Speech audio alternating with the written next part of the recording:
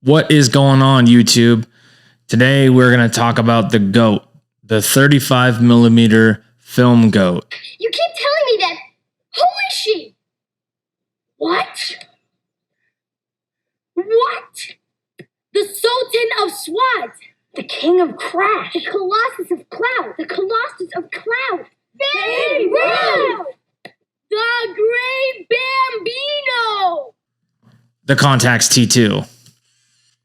This thing's absolutely sexy. The body on this, it just oozes sex appeal. I've been eyeballing one of these for years now because of the influx in resale value over the last handful of years.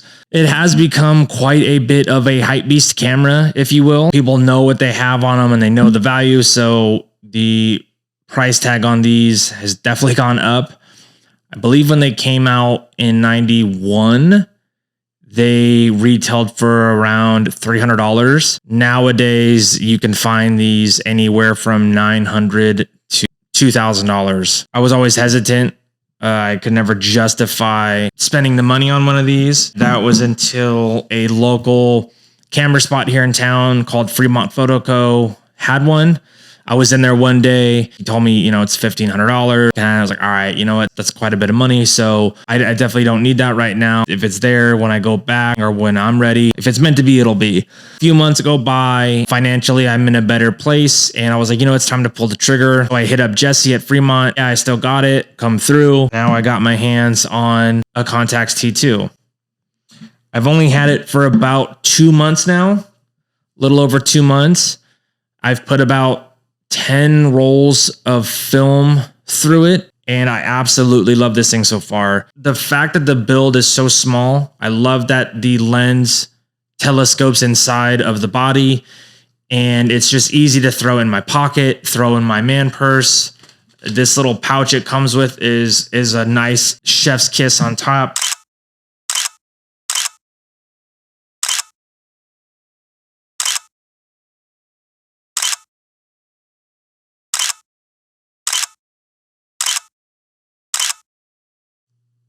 What is this, titanium? And it's made pretty structurally sound. Like, it's a pretty solid piece of camera for a point and shoot. I love the features on it. You have the focus distance dial, so autofocus, infinity, and then 5, 2, 1, and 0.7 meters away from you. It has a self timer button, which is super handy. I've actually used it a couple times and gotten some pretty good photos. When you fire this thing on, this camera uses what's called aperture priority. You can change the aperture by spinning this dial on the lens here. So you have flash, you have pre-flash, aperture 2.8, 4, 5, 6, 8, 11, and 16. Based on your film speed and your aperture, that is how you expose for your photo. So you can manually set which aperture you want, whether it's 5, 6, 8, so on. The only one that isn't manually set is at 2.8. You can see it's green, and the camera will, based on the computer, will auto populate the aperture it sees best. I don't know why you can't manually set it at 2.8, but then again, there's a lot of things I don't know in life. It has a Carl Zeiss lens, which I'm told is the creme de la creme. It also has exposure compensation. So there is a dial here on the left in which you can set exposure up to 2 stops overexposed and 2 stops underexposed, which is really, really cool, especially for a point and shoot to have these capabilities. There is still some thinking and still some technical, photography experience involved. I love that it does still keep me in like a candid moment. Whip it out, boom, get a shot. Hopefully it's not blurry and shitty. I've shot a few weddings with it so far. I love how even in broad daylight, some photos that are technically speaking would be a little bit overexposed. I don't mind it. I think that these images are still really beautiful. And I just love how sharp it is, but also buttery these images come out. These were shot on Portra 400. This was actually the first shoot with this camera. I had a wedding that same day. I wanted to test it out. It's definitely not the best rule to buy a piece of equipment or pick up a piece of equipment and in the same day be using it on something as important as someone's wedding, but everything worked out great. And I'm confident in my abilities as a photographer and my experience shooting film at this point that everything would come out fine. I also used other cameras as well during this shoot in the event that I did something wrong with the Contax. Everything worked out, and these are some of my favorite photos to date. I took it with me on vacation on our recent trip when we went to Santorini, Greece and Milos, and it was just so nice to have on me where I could still live in the moment. I could still spend time with my wife. I can enjoy our vacation, but I could also shoot some photos since that is my passion. That is my job. Still get some really beautiful images from it.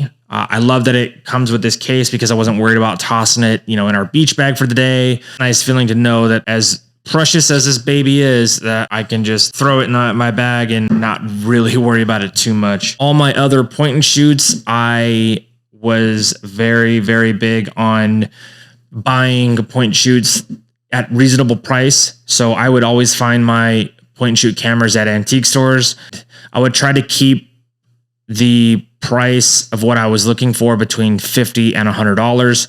There was never a point and shoot I came across that I thought was justifiable to spend more than $100 on a plastic point and shoot film camera. So I have a handful of those, or you might as well buy the thing that you want versus spending all the money on lesser quality cameras, if you will. Luckily, I was able to snag this. I know there was a lot of people eyeballing this thing. I guess it was meant to be. I have only really shot with this camera since I bought it 2 months ago. My other cameras, unfortunately, have fallen by the wayside. One, because the fact that I spent $1,500 on it, I obviously want to put it through the test. I want to put as much through it as I can to see if it's really worth it. And I also just love how compact it is. It's always nice to just have on me, even if I am, meeting up with somebody for coffee or running errands around town. Like, it's not intrusive at all. And I like that it has case, so I could have it in my cup holder, my car, my pocket, whichever, and I'm not